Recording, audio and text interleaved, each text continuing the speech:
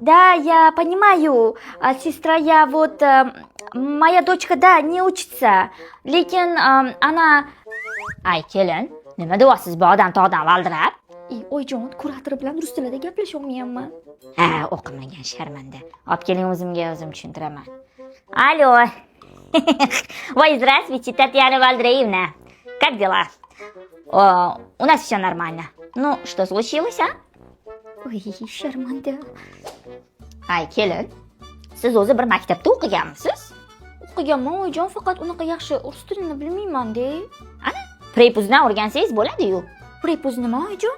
Ana, shuni ham bilmaysiz. Siz ana internetda, Instagramda faqat video ko'rib, like bosib, komment yozib o'tirmasdan shunaqa narsalarga qiziqib o'rgansangiz, internetdan ham to'g'ri foydalansa bo'ladi, xo'pmi?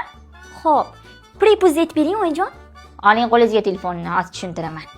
Prepuz bu kelin onlayn platforma. Siz bu yerda rus tilini noldan boshlab 3 oyda chiki o'rgansangiz bo'ladi. Tushundingizmi? Всё, тогда начинаем.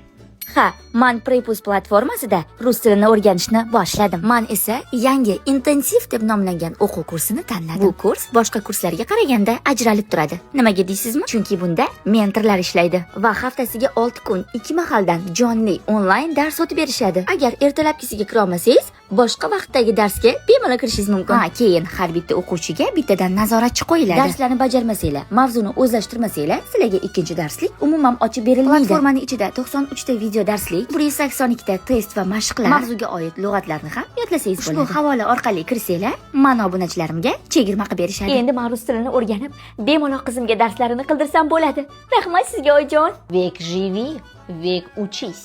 Tovumiya kelinim.